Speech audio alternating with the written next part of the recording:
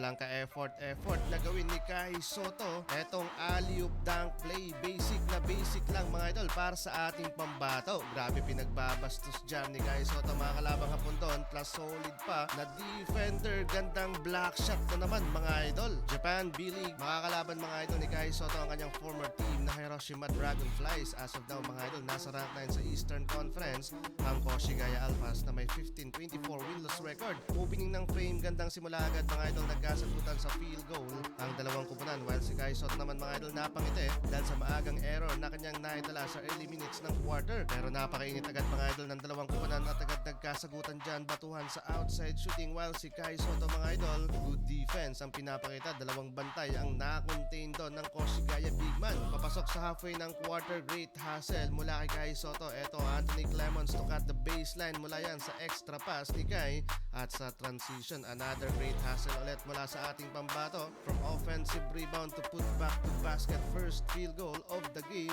at nakakapag-draw pa mga idol ng and one basket. Last minute ng first quarter, another explosive performance mula kay Kai. Effortless gawin ng big man etong alley-oop play, plus nakakalabaw pa mga idol ng kalabang hapon doon. 4 straight points para sa big man. High scoring sa pagtatapos ng first quarter, 25-24 in favor sa Koshigaya. Second quarter tayo mga idol, hot start ulit para sa Koshigaya with 6-0 run mula sa kanilang back-to-back 3-pointer. Abante sa 7 puntos ang kalamangan ng visiting team. Kai Soto naman to cut the baseline and easy open one-handed slam. Mula naman yan sa assist ni Anthony Clemons. May binastos pang hapon doon etong ating pambato mula sa solid na block shot. Do balik sa bench si Kai Soto na may 9 points. Still in rhythm pa rin mga idol ang Koshigaya sa 5 minutes mark. Lobo na sa double digit ang kanilang naging kalamangan doon. Pero after timeout, biglang Koshigaya agad ang napa-timeout dahil sa adjustment ng Hiroshima. From turnovers ng bisita, na-convert agad ang home team sa 4 straight points to cut the lead down by 6 points. Pero balik court ang starting unit ng Koshigaya and taking the momentum again, muling pinaya ni Kai Soto ang kalaban doon. Solid ng block shot mga idol. Solid first half para sa Koshigaya with 10 out of 13 3-pointer, and just like that, Lobo sa 16 points ang naging kalamangan ng visiting team.